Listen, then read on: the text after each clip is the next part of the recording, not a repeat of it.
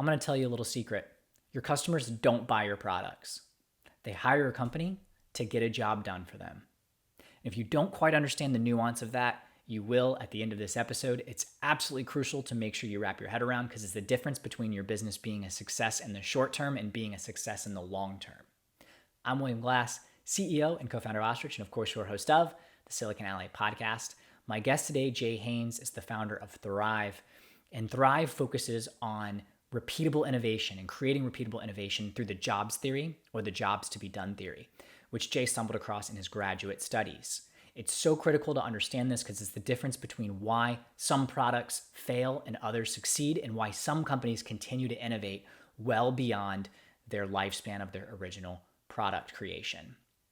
If you haven't already, go ahead and pound that subscribe button so you get notified when new episodes of the Silicon Alley podcast air every Friday. And without further ado, I hope you enjoy today's episode of the Silicon Alley podcast featuring the Jay Haynes. Are you interested in growing and scaling your business?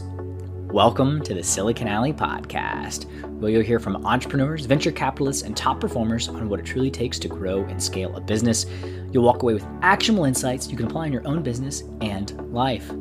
Now to William Glass, the CEO and co-founder of Ostrich, and your host of the Silicon Alley podcast. Jay, welcome to the Silicon Alley podcast. Super excited to have you on today. Thanks, William. It's great to be here. Yeah, absolutely. And you've got an interesting story journey, entrepreneurial journey, and what your company does, I think, is really, really unique. And I'm excited to dive into it because it's taking something that has been theory and putting it into practice when it comes to the jobs theory. So I'd like to start there. Could you talk a little bit about what the jobs theory is? And we'll take it from there. Yeah, sure. It's actually a pretty deceptively simple idea, and it's been around for a while. And it's basically, as Clay Christensen famously said, it's that customers are actually not buying your products. What they're doing is they're hiring them to get a job done. So that's a very, very simple idea, but it's extremely powerful and insightful when you really start to look into what it means. And the core idea there is that you shouldn't be focused on your product, ironically, if you want to grow. You should be focused on your customer's job to be done. And that's what it's called now, but it's really a customer's goal that's independent of any products. And this idea really goes back to, Thomas Edison even said this, that he focuses on the utility of the thing. Theodore Levitt famously said, customers don't want a quarter-inch drill, they want a quarter-inch hole. So focus on your customer's goal. So that seems straightforward, but how do you do it? That's where the rubber really meets the road. But in essence, that's the idea behind the theory. Yeah, no, and absolutely. And I think that's a great example, right? I think we've all probably heard that story of, your customer wants a hole. They don't want a drill or a hammer or whatever it is to make a hole. They want that quarter-inch hole. And then they want the hole because they want to hang a picture and that picture has meaning or whatever. You've heard that kind of analogy extrapolated out. So simple, but kind of difficult to wrap your head around in the sense that we're so focused on product when it comes to startups and product market fit. And that tends to be the conversation. So can you dive a little bit more into like what you mean by getting the job done? Yeah, that's great. So the first thing, there's two parts of why this can be hard. One is what can be referred to as the general level of abstraction. So what goal are you focusing on for your customer? And the reason this can be a problem, of course, is if you're focusing on consumers and you just keep diving into it, I mean, ultimately people want to live a happy life, but that's too huge. It's too abstract to really develop a product for. Along the way, they have to do a lot of things like raise children and make money and retire and optimize their health and all these other things in order to have a happy life. And that's true in even B2B markets. I mean, ultimately, at the end of the day, every company exists to create equity value and cash flow. Now, it has to consider all of its stakeholders, its customers, employees, regulators, shareholders, et cetera. But along the way, if it's not profitable and generating cash flow, the company will go out of business. So, but again, and create equity value is way too high level of abstraction. Are you talking about, product, road mapping, strategy, sales, marketing, operations, development, design, a whole bunch of employees, HR, all that stuff. So you have to be at the right level of abstraction.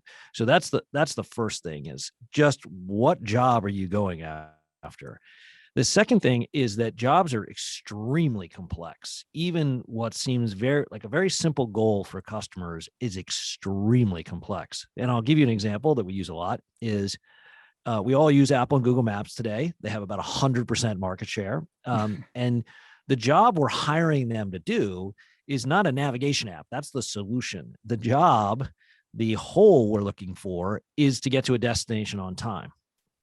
So navigation apps are the drill, and getting to a destination on time is the whole, the job, and it's a goal. And the key there is that it'll remain stable over time. It won't change. Getting to a destination on time 100 years ago is the same thing as 100 years now. Before the airplane and people were driving cars, it was the same. Before cars, when they were riding horses, it was the same.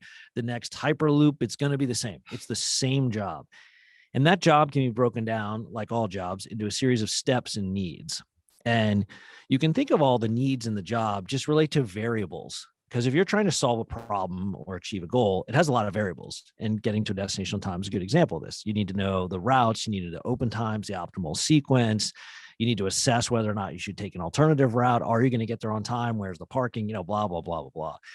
All of those different variables are the needs. So jobs are extremely complex. So that's the first thing. Get the right level of abstraction and then make sure you understand all the steps and needs in the job. No, that makes sense. Yeah, and there's a lot that goes into it when you think about all the different, as you said, variables that go into a job and the different needs that people have around that. So, Yeah, do let me you, say, if someone wants yeah, to see examples of yeah, this, we have 3 examples that they can reach us at thrv.com and download examples of this. So they can see getting to a destination on time, and it has 106 needs and 16 different steps. So you can see every single one of those, and we have a B2B examples as well.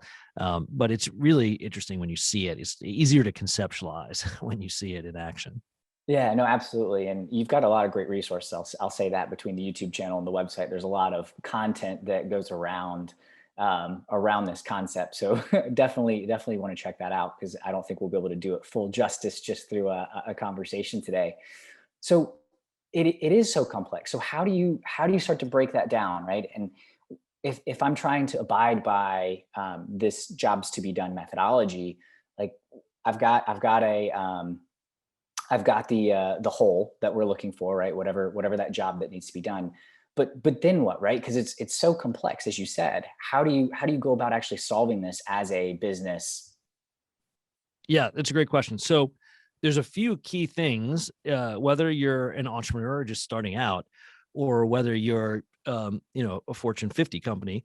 If you're going to invest in your product roadmap, if you're going to invest in building a product, you need to generate a return. It's really straightforward. You need to be investing in a roadmap that's going to accelerate your revenue growth. That's it. That's the entire game.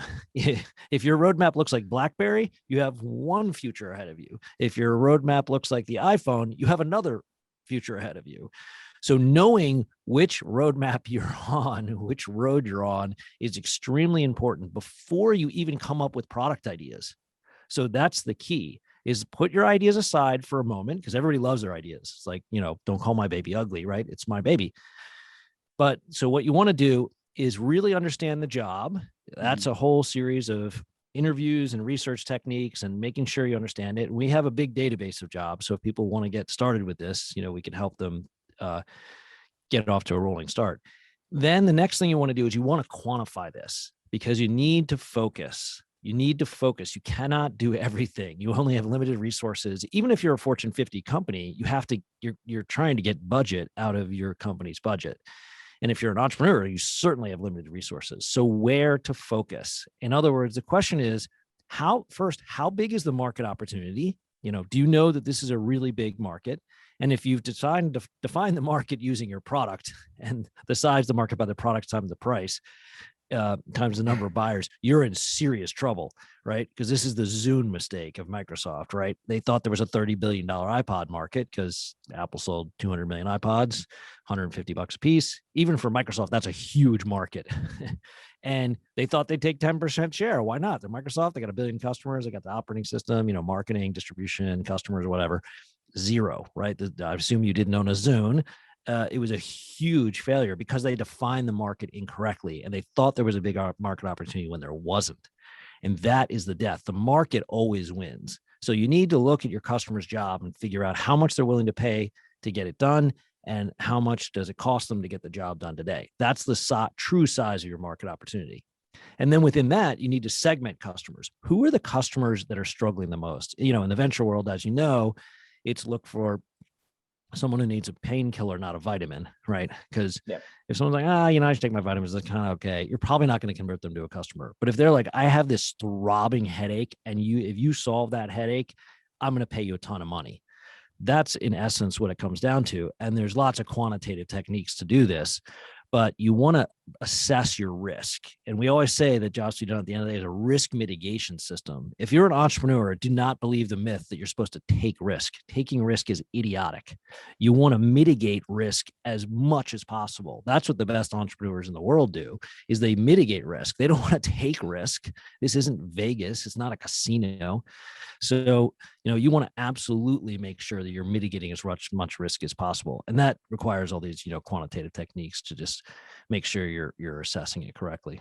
Yeah, that makes a lot of sense, Jay. And there's so many different ways we can take this conversation, but can you dive in deeper into the risk mitigation? Like, how specifically does this methodology actually mitigate risk?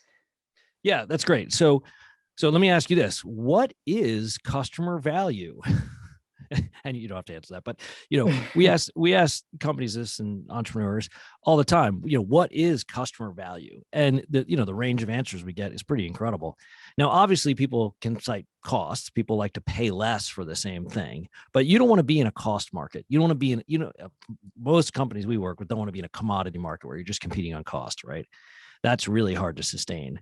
But if you can differentiate, there might be an opportunity to charge 10 times more. And I'll give you a great example with Nest, right? The thermostat market sold thermostats for $30. Nest came along and said, here's one for $250. And the thermostat industry was like, how could you charge almost 10 times more for a thermostat? And the answer is because no one's hiring a thermostat.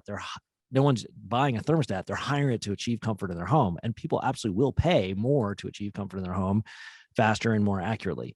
So that's the key: speed and accuracy. If you're looking at any job, there is no successful innovation in the world that has helped someone get a job done slower and less accurately than they can do it today. Find one and, I'll give you, free access to Thrv forever. But there's no example you can think of where someone says, oh, why did I switch from records to CDs? Well, because it was faster and more accurate. It literally was more accurate sound reproduction. Why did I switch from CDs to iPods? Well, to create a mood with music, I could do it faster and more accurately with 1,000 songs in my pocket, right? Why did we all then abandon iPods and switch to streaming services? Because anywhere in the world, you can push a button and have a playlist to create a mood with music, instantaneously from any song ever. Now, I might be revealing my age since I actually owned 8 tracks, at one point in my life, but I've rebought my record collection like 5 times throughout my life now. It's insane. But why did I do it? Why do I keep switching products? Because they're faster and more accurate. That is customer value. Getting your customer's job done faster and more accurately. And you know what the benefit of that is? Speed and accuracy are entirely measurable. Everything about it is measurable. So when entrepreneurs talk about, minimum viable product, forget that. That's a terrible phrase. Viability is easy to achieve. You can fire up a couple lines of code and get your whole backend system with AWS working in 10 seconds. And you can write some sort of code that's viable. It works. You compile it. Wow, there you have an app. Who cares? It's not about minimum viable product. It's about minimum value. And the value your customers want is get something done for them faster and more accurately they can do today. Just think about the world. People are stressed out, anxious. We almost had an insurrection in our country. There's massive income inequality. People are stressed out. You have to empathize with customers and help them do something faster and more accurately, and measure it before you even invest in developing it. If you can't prove those metrics before you fire up your developers and marketers and sales team, well, go back to the drawing board. And then I'll stop. But one of my favorite quotes, Frank Lloyd Wright said, He can fix it here in the drafting room with an eraser, or you can fix it on a construction site with a sledgehammer. that is the essence of jobs to be done. You are trying to measure these things, even at a conceptual level, before you spend all that money on development, marketing, and sales, because that's where the real money comes, when you start burning through cash, and then you launch and your customers don't buy it. You're like, hey, okay, we're out of money. Yeah, no, Jay, that makes a lot of sense, and that really does get to the heart of the risk mitigation piece, right? So so you don't have to, as you said in the Frank Lloyd Wright example, you don't have to go use a sledgehammer to change all the investment that you've just done to build your Right. minimum viable product that, as you said, doesn't actually deliver value, right? Which is one of the purposes of the minimum viable product. But it sounds like if you take the job to be done approach, you're thinking about value first and product second. That's right. That's right. And let me give you a little history of minimum viable product. Do you know why that exists as a phrase? Because venture investors have a portfolio of companies. If you are venture backed, you are one of a bunch of companies. They really don't care if you succeed if the other investment in their portfolio is named Google, because they're going home and making a ton of money and you're out of luck.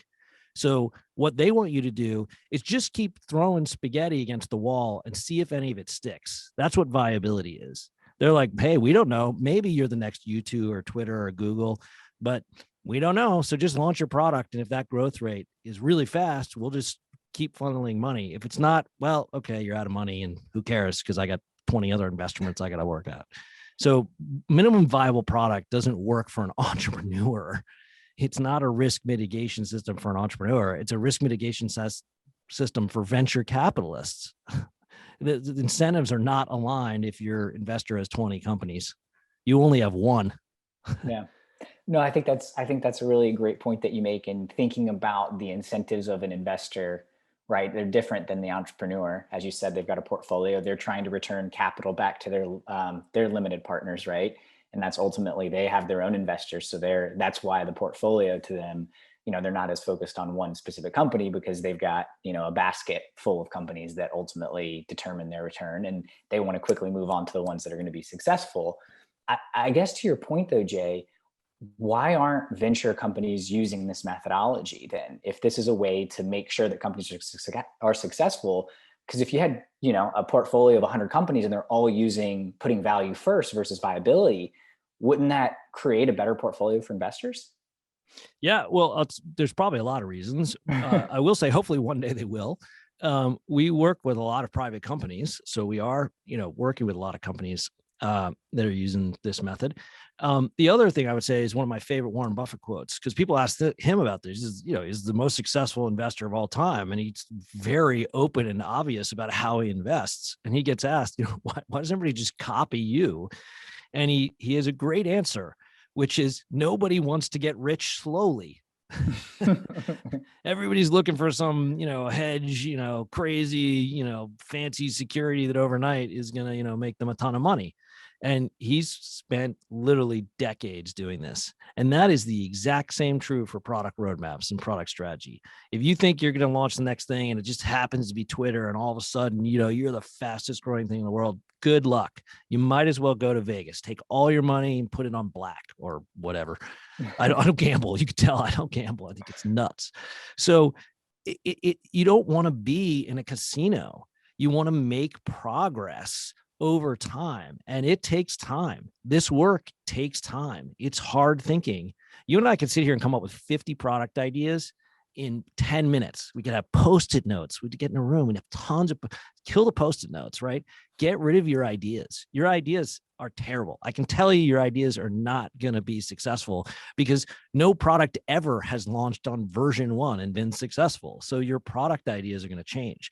You know what's really hard? Figuring out where your customers are struggling with, spending time with them and really getting an idea of where the market is, because there's a whole bunch of customers who are struggling in the same way. That takes time, and no one wants to get rich slowly. So, and then they end up just failing. Again, fail fast. What an insane idea. That totally comes from venture capitalists who just want you to fail or succeed, and they don't care. They're going to write you off. You don't want to fail at all. Do not fail. Imagine our Olympic team, stood up today. I was like, well, we failed a lot, but here we are at the Olympics. They didn't get to the Olympics because they failed. They won a ton of races.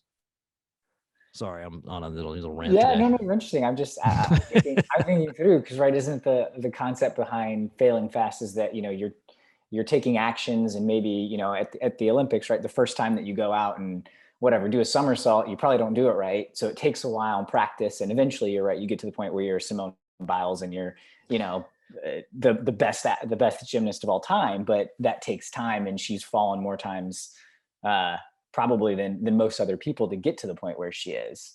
Yeah, and I'm not. I'm going a little bit of rant here, Yeah. but the goal is not to fail, right? The goal Absolutely. is to learn. And I wouldn't say she failed. She learned, and she learned with risk mitigation. She didn't do her first crazy, black flip, whatever thing without someone putting safety ropes on her. They weren't like, oh, great, go out there and fall on your head and crack your spine open, right? That's effectively what entrepreneurs do today. They're like, oh, let's just take a bunch of cash and pour it into this thing with no safety net. And what do you know? We cracked our head open. Now we're dead. That's the analogy, right? Simone Biles didn't do that. She didn't die once. She may have had a sprained ankle, like you and me at some point. And yeah, but she had safety ropes, and she had teachers, and they have padded flooring. So you want those things as an entrepreneur. Yeah, no, absolutely. And I get what you're saying. And I was just kind of pushing back just to see where you'd go with that. But Jay, in terms of what you said earlier, the hardest part is spending time with the customers and really understanding the problems, the jobs that need to be done, and those unmet needs, and then segmenting. Why is that so hard? And then two, how should entrepreneurs, whether they're, individual entrepreneurs or they're in a Fortune 50 company, approach that aspect of essentially the hardest part of the methodology? Yeah, it's a great question. So the why, that's very interesting. And we could get into the nature of humans. I think it is that we really like to build stuff. Building stuff is fun. It is really friggin' fun, right? I mean, we all spend time, we're kids, building Legos, building models, and we start coding, and like, it's cool. It's like you created this little baby, and the baby starts walking and talking, and you're like, that's awesome. That is not what it's like talking to customers and hearing their complaints. It's like being a therapist and just having to sit there and someone complain about their life the whole time, right? That's a whole different set of characteristics, which therapists are very good at, right? And they have that kind of empathy for their patients, obviously. But as an entrepreneur, you got to be that empathetic with your customers. You have to be a therapist. You have to sit there and listen to people complain about whatever goal they're trying to achieve. And the good news on the good news side of this is people love to complain. We're humans, we like to build stuff, but we also love to complain.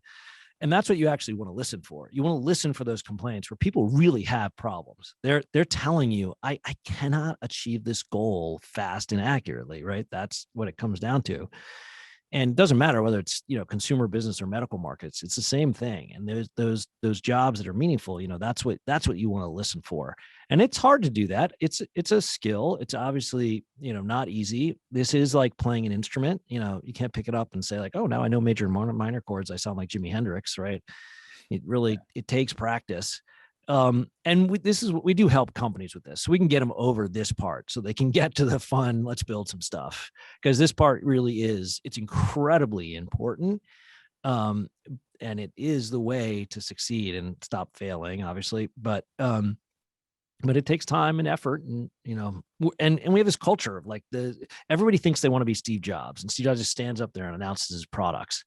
He doesn't sit down and say, oh, I talked to 5,000 customers and here's what they told me they complain about. Now I came up with the iPhone, right? And Steve Jobs wasn't even Steve Jobs. It's just a myth, but regardless, it's hard to do. Yeah, no, absolutely. Like you said, it's so easy to just go out there and start building something, when you're a kid, go start drawing crayons or whatever it is and go creating. And creating is the easy part, even if you haven't planned things out. But taking the time to understand what you're building and the problem, right? The customer set is really the difficult piece. Because as you said, right, if we go back even higher level, at the end of the day, we all want to live happy lives, but good luck solving for that with one product or solution. Right. That would be a big success. Absolutely. The happy pill, whatever it is. Yeah, I think it's drugs or Right. Yeah, exactly. Probably makes sense why drugs do so well. yeah. Changes your state of mind. So I want to talk a little bit about Thrv specifically, and talk to me about how you enable the jobs to be done methodology, right? What does that look like? You've talked a little bit about product roadmaps, prioritizing the right features. Can you talk a little bit about what the solution does and how it impacts companies? Yeah, sure. There's three or really four elements. The first is our course. The app has the course built into it. So when people need to learn this stuff, they can come take our course, and there's a whole series of exercise and questions to really get you on the right path. And you need to keep referring back to this. It is like learning a musical instrument. So even though, you learned major and minor chords, you might need to go back and check on, what that scale looks like. And so we have that resource there. The course is built into the app. The second is really doing the right research. And this is where you're talking to customers, you're empathizing. What is the job? What are all the job steps? What are all the needs? That is just the most important thing for your team to initially agree on. And the app actually helps your team agree on this as well. You can track all your research, all your notes. If you're talking to customers, if you've got competitive analysis, all that can go right into your research. So once your team agrees on that, and that's usually some executive level decision that says, yes, our customers are drivers who are trying to get to destinations on time, or parents who are trying to get a baby to sleep through the night, or cardiovascular surgeons who are trying to restore artery blood flow, whatever it is, you have this foundational set. And the beauty is that doesn't change. That is your market. It will not change. That's the first step. The second is picking a product strategy. Okay. Well, first of all, what is a product strategy, right? We talk to people who are developing product strategy all the time. We ask them, what is a product strategy? And the definitions we get are really fascinating. But a product strategy is very simple. It is just choosing which job steps you're going to target because they are underserved and they have unmet needs. So the way to figure out that product strategy is pretty extensive quantitative analysis. Now, you can wing it. Your team, if you're a startup and you don't have any budget, you can say, okay, well, let's just prioritize these and ask some people, do they think this is the right priority of, essentially stack ranking where in the job they're most underserved. And if you want to do it, statistically accurately, you get a sample from the market, and then you do segmentation analysis, and you ask about willingness to pay and get the cost done. And so you can say, hey, I'm targeting this segment in the United States that's worth $2 billion, and we have a high probability of success. That's you want to get to. That's the product strategy piece. And that identifies your competitors' weaknesses. And you can do all this, in our application. And again, now you agree on the product strategy, and that's the key too. I mean, especially with your executives, right? You want everybody to be on board. Okay, we're going to invest, whether it's $1 million, 100 million, or $1 billion in your roadmap. You better have a good idea that product strategy is going to convert into a roadmap that's going to turn into revenue. And then this is it at the end of the day, the core of it, where it's now you've got a roadmap, and is that roadmap staying on strategy to generate revenue growth or not? And let me just point out how incredibly important this question is, which is, what revenue growth is your roadmap going to generate?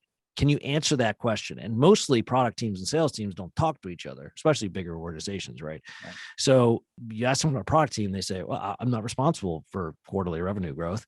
And that's true. And that's not what we're trying to answer. We're just saying, as a probability, you're going to invest potentially millions of dollars in developing this product or these additional features or whatever. Is it going to take your growth rate from 10% to 20%, right? And the other issue is, generally people don't understand how powerful going from 10% growth to 20% growth is, right? It's usually, that'd be good. I'd be doubling, right? Yeah. Well, that's not how growth works. I mean, just in case your listeners, want to learn more about this, if you change your growth rate from 10% to 20%, that is a 10 times increase in your equity value. So why is that? Because it's called compound annual growth. 20% is on 20% is on 20%. And just do the math with any basic spreadsheet over a couple decades, a few decades, and the difference between 10% growth and 20% is over 10x. The difference between 20% and 40% growth is 100x. So if you're trying to create equity value, which is your only role as a, company, changing your growth rate is the absolute key to success. And ultimately, that's what our tool is trying to help people do, is make sure that what the investment they're making is going to create huge equity returns for the company. Yeah. No, that makes a lot of sense. And I appreciate you breaking that down, Jay. So in terms of using the methodology yourself, can you talk a little bit about what, kind of flipping it on its head, what does that look like? What's the job to be done that you're solving for your customers? Satisfy customer needs better than competitors in the market. That is it. If Boom. you're not satisfying customer needs better than competitors in your market, you're going to lose because your customers are going to choose your competitor's product, right? Why does the BlackBerry not exist? Well, the iPhone and Android. Actually, I do love this story, and then I'll talk more about Thrv. But remember when the iPhone launched, the CEO of BlackBerry dismissed it and said, "Oh, it doesn't even have a keyboard." Steve Ballmer famously said, "No one's going to pay $600 for a phone." Of course, it's not a phone; it's a portable computer device. So, and at the time, BlackBerry's market cap was bigger than Apple's. So BlackBerry went on to lose $50 billion in equity value. If you had stock options, your employee working at BlackBerry, like, hey, we got a good roadmap, great. Just went away, vanished, totally out of business. We're not out of business, but effectively. So we're looking at the same job. That's what we're trying to help companies do, is accelerate their growth at the end of the day, but doing that by satisfying customer needs better than competitors in the market. And that's what we do at Thrv. We look at how companies are doing this today, and we try and add value to them, whether it's in our software, our training, and our services. We help them across the board. The reason we have software, training, and services is because, again, our customers don't care about software. They're not in the market for software. They're in the market for accelerated growth. So that is and we're building Thrv on Thrv. I mean, no doubt, I wouldn't do it any other way. In fact, I got to Thrv because I ran a couple Silicon Valley, venture-backed companies. I worked at Microsoft as a product manager. I worked in finance and got to buy Steinway and Sons and see how financial transactions create equity value. And all through that, my decades there was no systematic way to do this. So of course, when I started building Thrv, I was going to build Thrv on Thrv. I love that. Yeah. And you got to my next question, which was, how did you stumble across the jobs to be done theory, the jobs theory, and essentially decide to build it? And you kind of answered part of that, but where did you first learn about jobs theory, and then really think that this could be something that should exist? Yeah, that's a great question. So I was always interested in innovation and technology. My dad showed up, one day in 1979 with this thing called an Apple II Plus. Now I'm really revealing my age. And I was like, this thing is the greatest thing ever. And I hired the Apple II Plus to teach me how to program so I didn't have to pay 25 cents to go play video games. I know, now I seem really old. But that's how I got, and I was just always amazed at this innovations that Apple would come up with. And my dad then went down the PC route. So he was, literally it was called IBM compatible before Microsoft was the dominant brand, because it meant that you could run Microsoft's DOS operating system. So, and he always thought the Mac was a toy. And I was like, no, it's not. It's really interesting. And I had no way to explain it and what innovation was. So then in the early part of my career, when I got out of college, I got into finance, literally almost by mistake. That's a whole crazy other story. And that's when we bought Steinway and Sons. And I'd always been into music. I'm an amateur musician. I play guitar, and so I got to, buying Steinway and Sons through an LBO was an incredible, experience. This brand, Steinway still is just an incredible brand. It is literally the least innovative company on planet Earth. They are selling the exact same product they invented 150 years ago. And that's what they pride themselves on. We make the same product in the exact same way. It hasn't changed forever. No innovation here. And I always thought that was weird because the music market has experienced so much innovation since, 1990. I mean, it's inconceivable how much innovation has happened in music, and they didn't capitalize on any of that with the best music brand in the world, arguably. So I always thought that was strange. And then I went back to business school, and that's where I met Clay Christensen, who your audience may know is was got famous for disruption, but he was really also thinking about Joss Whedon. And that's when I went to work in Microsoft in the late 90s in the Windows group and thinking, oh gosh, I'm going to go to this place that's really got the secret. Because Microsoft in the late 90s, if your listeners don't remember, they were kind of like Amazon, Apple, and Google all combined into one. They were so dominant. Like every single computer in the world was running Windows. I saw this incredible chart of devices connected to the internet. When it started, it was literally like they had like 98% share with a tiny sliver for Apple. And then of course that declined to like 5% share because iPhone and Android just took over as devices connected to the internet. So I was looking for this kind of process and secret sauce, and Microsoft was doing product testing. They'd be like, hey, William, do you like this feature? Or how about this one over here? And, half the time you'd look at me like, I don't know, but I have no idea what that feature does. And even when I was there, my competitive analysis was listing out your competitor's feature, which is literally the worst way to do competitors analysis, because your customers don't want features. They want to get the job done with no features. Pandora has no features. You push a button and it creates a mood with music. I always joke that all industries are there's going to be a Pandora in your industry where someone pushes a button and the job gets done. And I ran a couple Silicon Valley backed startup companies. I founded one of them. And then some other venture investors brought me in, and I thought they were going to have the secret sauce. Hey, I'll just do the system and the process that they have to like create Google. Turns out there wasn't really any system or process. And that really frustrated me. I really like process and systems and just risk mitigation. Maybe that comes from doing, LBOs with debt. You have to mitigate risk. So that's how, when Clay started talking about the innovator solution, that's when 10 years ago, in my early 40s, I was like, okay, this is the rest of my career. I am doing until something better comes along. If there's a better method, I'll do that. Because what I wanted to get to was this idea that you could systematize being able to be good at innovation. You don't have to have Steve Jobs, sitting around and coming up with all these incredible ideas. You have to have a system and a process to make your team really, really good at this. And that's what kind of fascinated me. And that's how I started Thrv. Yeah. No, I appreciate you sharing your story. And that's kind of an interesting trajectory, going from one place to the next, thinking you're going to get the answer, and ultimately being left unsatisfied. Yeah. And just quickly, you threw out LBO a couple times to define that for the audience, leverage buyout. Yes. Yeah, sorry. Again, that's how old I am. Now it's generally referred to as private equity industry, but leverage buyout means that you're buying a company and you're using a lot of debt to buy it. So if the company you're buying it for $100 million, you may borrow $60 million and then put $40 million of equity in.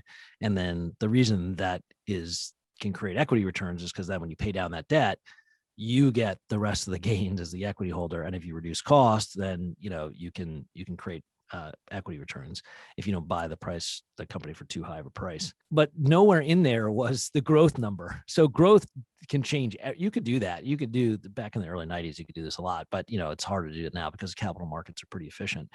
But the way to really create equity value is growth. Again, because the difference between 10 and 20% growth is 10x, not, not double. And no one knew how to do it. I mean, I sat there as an analyst with a spreadsheet, and I could build you, an LBO model for any company in the United States and tell you, okay, well, just plug in the growth rate there, and I could tell you what your returns are going to be. But no one could tell me like, oh, how do you change that? I mean, I know I could type in 10 or 20, but behind the scenes, you have to have a product that people are going to buy. And how do you do that? That was the mystery. I was like, that one cell in this spreadsheet seems to drive everything, and yet no one has an answer to how to get a better variable in there. Yeah, I like how you just boil it down to that one number. So Yeah. Jay, what was the process like? So you've like, okay, I've been looking for this kind of solution to make innovation not just a random guess and growth a random guess, but to actually figure out how to systematize this. Ended up back at HBS and come across jobs theory. There's still a step there from saying I'm actually going to go create a business. So can you talk about the process of actually starting Thrv and some of the challenges that you faced along the way? Yeah, it's a great question. So process is the right word. It's a process of, going through there. I wish I could say, oh, there was this Tuesday, I had this aha moment in the shower and then everything changed, never works that way. Um, so I got into it and started working with kind of big companies doing research into jobs to be done, and then realized pretty quickly that PowerPoint and Excel, while solutions to a job and multiple jobs, are not very good if product teams are going to use jobs to be done. Software is very good because it can take lots of complex information and help you make decisions, right? That's why we all use software for a lot of reasons. And so that's when we started the process of building Thrv. And it's been really great. I mean, along the way, we're also refining the method, which has been great too, because we're always, as I mentioned, building Thrv on Thrv to make jobs to be done easier for teams to use.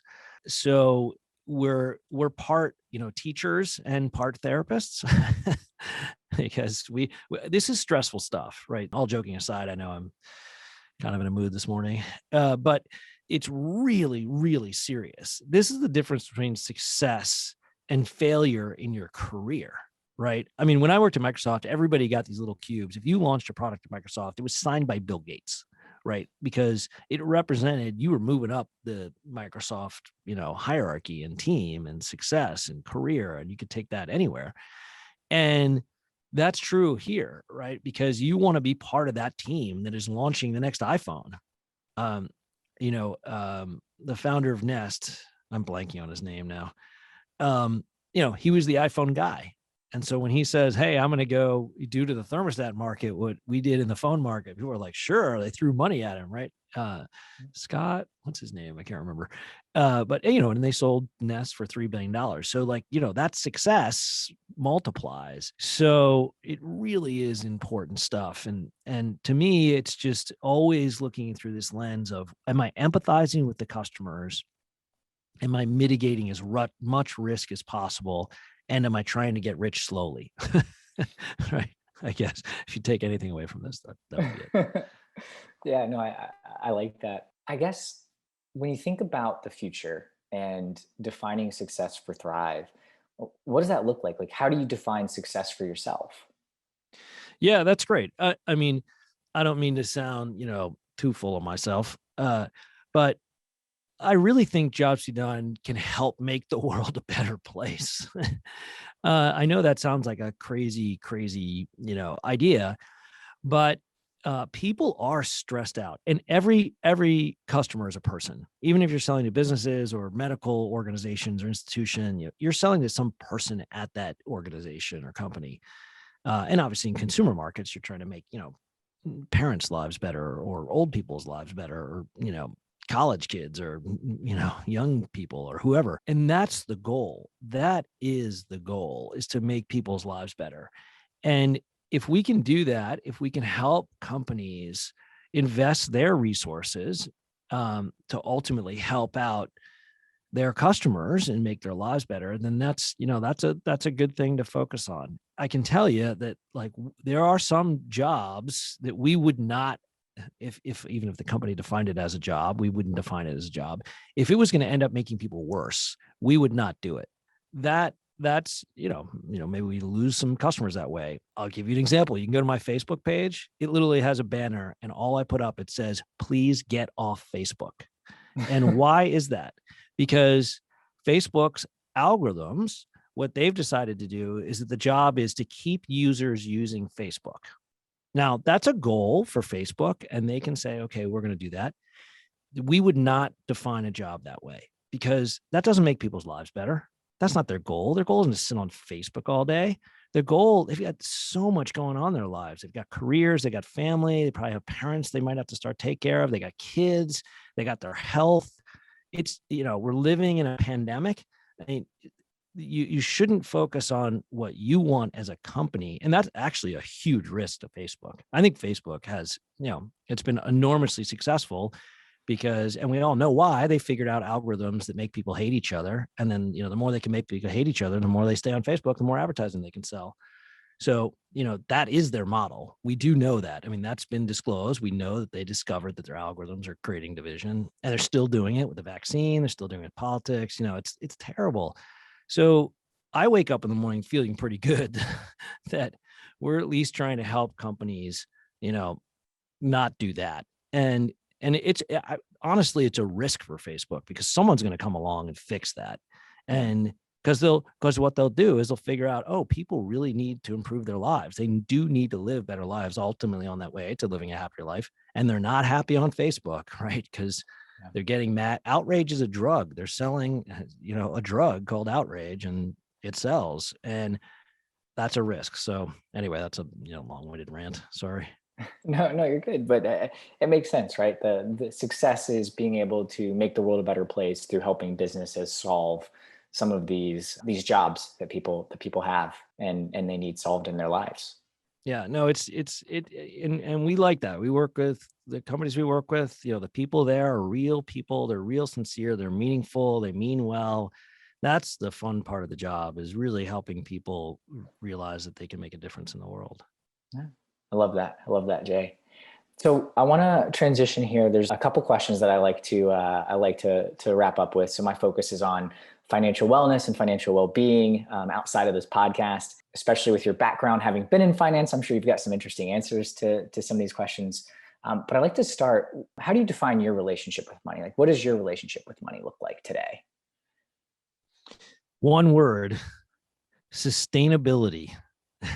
And what I mean by that is you're trying to make enough capital in your life where you can sustain your life. I mean, ultimately, that's why we created Social Security. I mean, even people my age don't remember that before Social Security, half the US population died in poverty. And so if you're really focusing on financial wellness, it is getting to the point where you have enough capital that you can withstand something like a pandemic and you can retire. And Social Security is clearly part of that. Knock on wood. Hopefully, it stays around and it'll be there for you and me. But the whole system is designed for that. I mean, essentially, it is unbelievably remarkable that capital exists, that there is a rising standard of living. That's incredibly bizarre in the history of evolution. Remember, there's 14 some odd billion years. And then in a nanosecond, the Industrial Revolution happened and transformed everything. This is not a normal state of the world. So you really, again, back to risk mitigation, you want to make sure that you always have enough capital. And the way that I always tell people to think about this, again, to the compound annual growth rate, especially if you're young, I'm in my mid 50s, so I'm kind of older, but if you're younger in your 20s and 30s, and you think I should buy this new widget because it's shiny and I need a new toy, well, that's going to, if it costs $100, you should multiply that by 40, because the opportunity cost of that widget, if you just took that $100 and put it in the S&P 500 over your life, it's a 40x difference. Likely depending on how the S&P performs. Yeah. But it's a compound annual growth rate. So you should think of it as, wow, I just spent $4,000 on that thing. And if you really need to, okay, you buy that thing. But if not, just put it in the S&P 500 and just never look at it. By the way, I do have a funny story with this. We could talk about blockchain and Bitcoin forever, because that's kind of fascinating finance stuff too, but I don't want to get too into that. But I did a long time, like a few years ago, right when Bitcoin was, I think this was like 7 or 8 years ago, when Bitcoin, I bought $100 worth, and I was like, oh, I should open a Coinbase account, and this could be interesting. I know some finance, and so and I forgot about it. And then Coinbase went public with $100 billion valuation. I was like, wow, does my Coinbase account still work? So I logged into it. It's worth $9,000. So I've had a pretty good return. Yeah. But the way that I got it is the exact way your listeners should invest, by never paying attention to the daily fluctuations. So just invest in the S&P 500 and then wake up 40 years ago and check your account, and you'll be hopefully fine, unless the world comes apart. But that would be my advice. Yeah. No, I like that sustainability. And then, You might have answered the next question that I've got, but I'm on board fully with the buy, hold, and just forget about it kind of methodology. So I think sometimes the more boring you invest, the better in terms of how you go about that. But Jay, what would you say is the best investment that you've made? Marrying my wife. If you want to talk about happiness, we Yeah. have 4 amazing daughters. Like the people you spend time with are the best investment you could make. Like money is important. Everybody needs money, but who are you spending your days with? You only have so many days on earth, and then that's it. So invest in the people around you. And I had a friend actually recently who had another terrible friend treat him awfully. And actually, that was the good investment advice that I gave him. I was like, you need to divorce that friend. Like that friend needs to not be in your life anymore. And I did this. I had a friend who I kind of got divorced from in my mid-20s. And, frankly, he was having a tough time with his life, and he was an alcoholic. And it was this, in fact, I recommend as an investment book, which would be a little strange, is Clay Christensen's other book that isn't about job design called How Would You Measure Your Life? Okay. That's the stuff that really matters. When you start to get older, you look back, you're like, who you're spending time with, and I'm lucky. I married an amazing woman. We have 4 amazing children. And, those are the things that lead to happiness. And hopefully you get to do fun work along the way that makes money. And what I would also say from an investment standpoint is on more financial side, that's the, happiness investment. But I would say that the same advice as an entrepreneur goes for your life, because you basically are an entrepreneur with your life. You're the product, right? And you're trying to create a life. And if you, my favorite business school professor always used to say something, which I still ask entrepreneurs this all the time, why do companies fail? And, you ask people this and they've got tons of answers. And he was so clever. He's like, all companies fail for the exact same reason. They run out of cash. That's it. You're out of business if you don't have cash. And a pandemic hits, or, what a competitor comes, or your product starts failing, or, whatever happens, you run out of cash, you're out of business. And that's true for people's financial lives. You got to have enough cash. And unfortunately, this is a huge problem in the United States, of course, because, the Federal Reserve published that report that, something like 40% of the United States, almost half the United States only has $400 to their name. That's a huge problem we need to solve, because it's just really hard to live like that. Just stress and anxiety is just terrible for your health, and loneliness. I don't know. The UK appointed a minister of loneliness. I don't know if you saw this, but Did they really? they have a nationalized healthcare system, and loneliness has been shown to be as bad as smoking packs of cigarettes a day. And so loneliness is literally killing people, and it's costing them a lot of money. That's why there's the financial side, but also make sure you're investing in the, great people around you, and shedding the bad investments in people. Like if you need to say like, wait, this supposed friend of mine is not really positive. Okay, I need to, go my own way. No, I love that. Yeah, and the dual response, right? So you've got the monetary side, you've also got the life happiness side, which I like that. Jay, we don't always make great decisions, right? So what would you say is the dumbest money mistake that you've made? It's hard to pick just one amongst the hundreds. One that's notable, one that really stands out in your mind.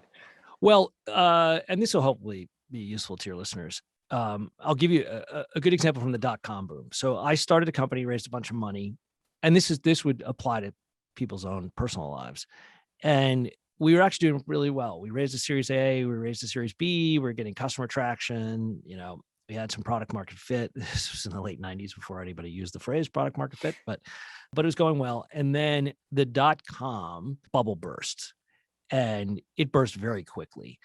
But we had a Series C term sheet. And so with that Series C term sheet, Comerica, the bank, had been very interested in lending to us. They'd been in one of these venture lenders. So if you raised around from legitimate venture investors, they would put additional capital in as debt. And these were crazy times. And we went to the board and said, we'd have this signed Series C, but we also have this proposal for some debt. I would prefer that you put more equity in so I don't have this debt. But they were like, oh, let's take the debt. If the capital markets are still funding these things with debt, let's do it. Okay. So we took the debt.